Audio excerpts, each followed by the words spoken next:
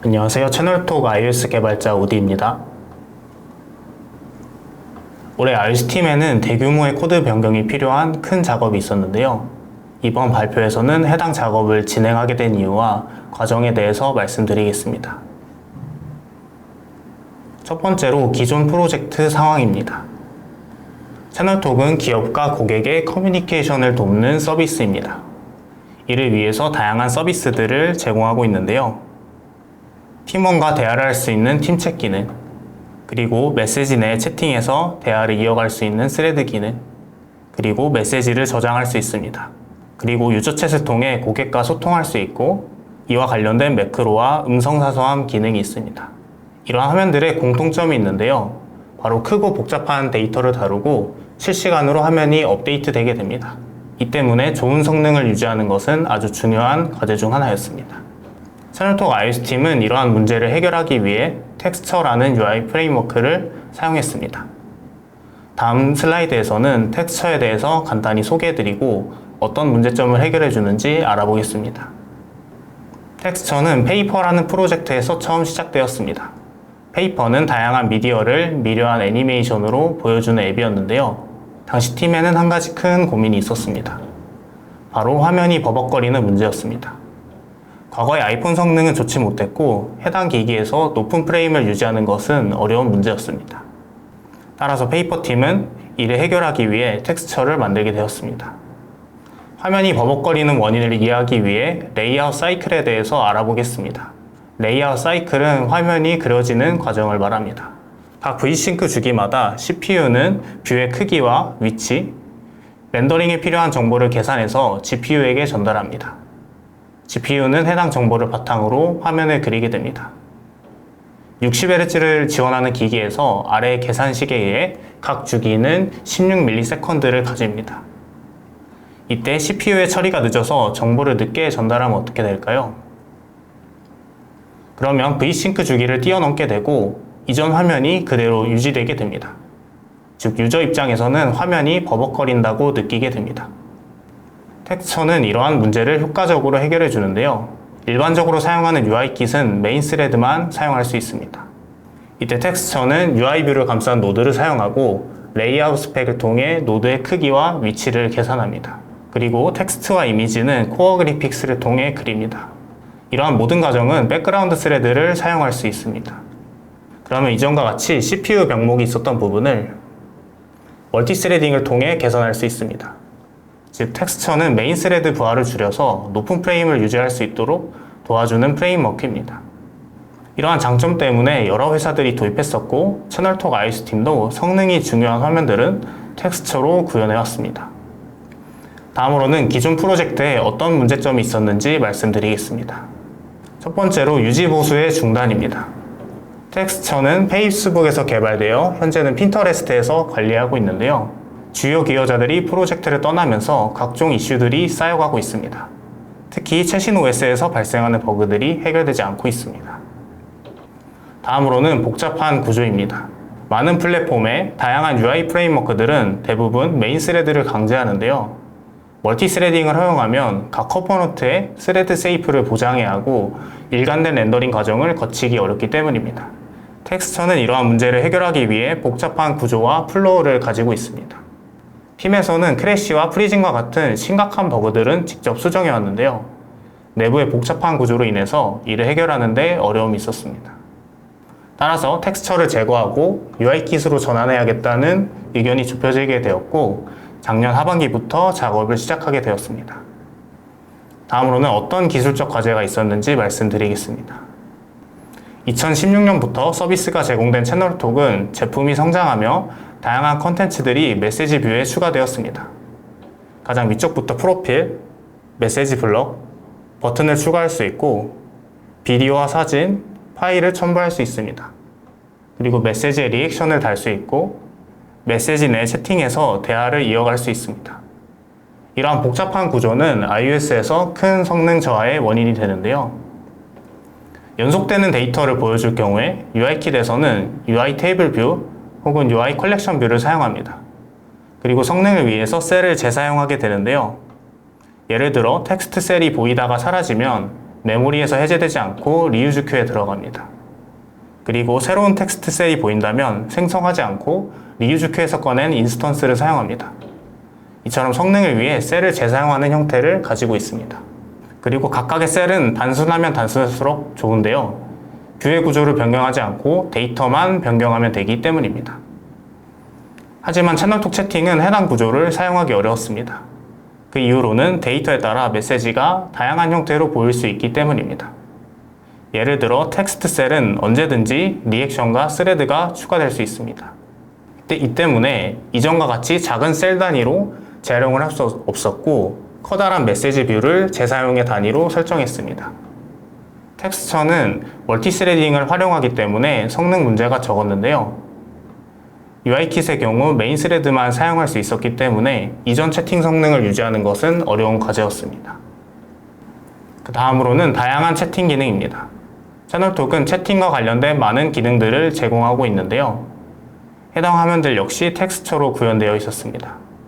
즉 4만 줄이 넘는 UI와 기능 코드를 모두 변경해야 한다는 것을 의미했습니다. 다음으로는 이런 문제점들을 어떻게 해결했는지에 대해서 말씀드리겠습니다. 첫 번째로 오토 레이아웃 병목입니다. 채팅은 데이터에 따라 셀의 높이가 달라지게 되는데요. 이런 뷰를 구현할 때에는 UIKit에선 보통 오토 레이아웃을 사용합니다. 오토 레이아웃은 뷰 사이의 제약사항을 말합니다. 개발자는 오른쪽에 제약사항을 코드로 짜서 왼쪽과 같은 뷰를 구성합니다. 그러면 시스템에서는 해당 뷰의 높이를 자동적으로 계산해 줍니다. 개발자가 직접 뷰의 크기를 계산할 필요가 없기 때문에 무척 편리한데요. 한 가지 단점이 있습니다. 바로 성능입니다. 오토 레이아웃은 뷰에 걸린 모든 제약사항을 해석하고 처리해야 되기 때문에 뷰가 많아질수록 또 뷰가 복잡해질수록 성능이 떨어지게 됩니다. 이와 반대되는 개념인 매뉴얼 레이아웃이 있는데요. 매뉴얼 레이아웃은 개발자가 직접 뷰의 크기와 위치를 계산하는 방식입니다. 이제 이를 통해서 채팅에서 발생하는 오토 레이아웃 병목 문제를 해결해 보겠습니다. 모든 채팅 메시지 셀은 UI 컬렉션 뷰 셀에서 구현됩니다. 가장 먼저 Preferred Layout Attribute Fitting 메서드를 오버라이드 합니다. 해당 함수는 셀의 올바른 크기를 계산하는 함수인데요. 내부에서 오토 레이아웃을 사용하기 때문에 성능을 위해 내부 로직이 돌지 않도록 합니다. 그리고 get layout data라는 타입 메서드를 정의합니다. 개발자는 뷰 모델을 보고 해당 뷰의 크기를 직접 계산합니다. 이는 매뉴얼 레이아웃과 매우 유사합니다. 그리고 셀이 추가될 때 컬렉션 뷰 레이아웃은 해당 함수를 호출해서 셀의 크기를 결정하게 됩니다. 이전에 오토 레이아웃을 사용할 때는 130ms가 넘는 큰 부하가 있었는데요. 이전과 같은 구조를 도입해서 이를 1ms로 개선할 수 있었습니다. 다음으로는 복잡한 메시지 컨텐츠입니다. UIKit에서 동적으로 보여지고 사라지는 뷰가 있다면 보통 셀과 함께 생성하고 is hidden이라는 프로퍼티를 통해서 뷰를 보여주거나 가려줍니다. 그 이유는 뷰가 필요할 때마다 추가하고 삭제하는 것은 더 복잡한 과정을 거치기 때문입니다. 채팅도 필요한 컨텐츠 뷰를 모두 셀과 함께 생성했는데요. 오른쪽과 같이 120ms라는 큰 부하가 발생했습니다. 해결법을 고민하다가 스위프트의 레이지 키워드가 떠올랐습니다. 레이지는 객체를 바로 생성하는 것이 아니라 사용될 때 생성하는 방식입니다. 채팅도 항상 사용되는 뷰와 데이터에 따라 보일 수 있는 뷰를 구분지었습니다. 예를 들어 프로필과 메시지 블럭은 셀과 함께 바로 생성되고 그 나머지 뷰는 셀이 업데이트 될 때 필요하다면 생성합니다. 그리고 셀이 재사용될 때 해당 뷰는 메모리에서 제거하지 않고 is hidden을 통해 가려줍니다. 그러면 다음 셀은 해당 컨텐츠 뷰가 필요하다면 is hidden만 조정해서 사용하면 됩니다. 이전에는 아주 큰 부하가 있었는데요. 이를 8ms로 개선할 수 있었습니다. 다음으로는 텍스트 컴포넌트 병목입니다. 채팅에서는 길고 복잡한 텍스트 형태를 주로 다루는데요. 기본 컴포넌트를 사용했을 때 텍스트 대입에서만 73ms의 부하가 발생합니다. 이를 해결하기 위해 iOS에서 텍스트를 표현할 수 있는 방법에 대해서 알아보겠습니다. 일반적으로 UIKit에서 제공하는 컴포넌트를 사용할 수 있습니다. 클릭 이벤트를 감지하고 데이터 유형을 자동적으로 인식하는 등의 편의 기능을 제공합니다. 필요하다면 더 낮은 수준의 구현을 사용할 수 있는데요. 바로 코어 텍스트가 있습니다. 텍스트 표현을 제외한 모든 기능은 직접 구현해야 하지만 오버헤드가 적기 때문에 높은 성능을 가집니다. 두 컴포넌트의 성능을 비교해 봤는데요. 렌더링해야 하는 문자 수가 많아질수록 성능 차이가 크게 발생합니다. 채팅에서는 주로 긴 텍스트를 다루기 때문에 코어 텍스트로 만든 컴포넌트를 도입해서 텍스트 표현에 걸리는 부하를 줄일 수 있었습니다. 다음으로는 피처 플래그의 도입입니다. 해당하는 화면들도 모두 텍스처로 구현되어 있었는데요. 4만 줄이 넘는 코드를 변경해야 했기 때문에 예상하지 못한 문제가 있을 수 있습니다. 그래서 점진적으로 배포할 수 있도록 피처 플래그의 구조를 도입했습니다. 먼저 기존에 사용하던 채팅 기능이 있습니다. 이때 컴포넌트는 의존성을 받아서 기능 모듈을 만드는 역할을 합니다. 그리고 기존 채팅은 제거하지 않고 새로운 채팅 기능을 만듭니다.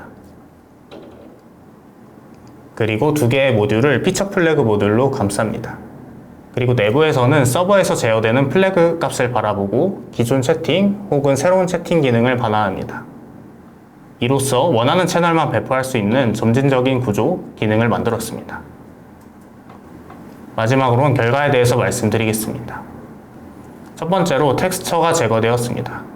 그리고 이와 관련된 오브젝티브-C 기반의 의존성 라이브러리도 함께 제거했습니다. 다음으로는 피처 플래그의 도입입니다. 제품의 안정성을 보장하기 위해 도입했고 현재는 다른 기능들도 활용하고 있습니다. 마지막으로는 코드 개선입니다. 많은 책임을 가지고 있었던 채팅 객체가 있었는데요. 이를 서로 다른 역할로 나누어서 단일 책임 원칙을 준수하도록 했습니다. 그리고 기존의 메시지는 배열로 관리되고 있었는데요. 오더드 딕셔너리를 도입해서 메시지 처리에 걸리는 시간 복잡도를 개선했습니다. 그 결과 4만 줄의 코드가 프로젝트에 추가되었고 17만 줄의 코드가 프로젝트에서 제거되었습니다. 그리고 컴파일 타임은 총 2분이 줄었습니다. 해당 작업은 올해 1월에 완료돼서 현재는 모두 리팩토링된 채팅 기능을 이용하고 있습니다. 더 발전해야 할 부분도 있는데요. 모바일 팀은 채널톡 앱과 SDK 그리고 커뮤니티 커머스 앱인 채널X를 개발하고 있습니다. 세 제품 모두 채팅 기능이 존재하는데요.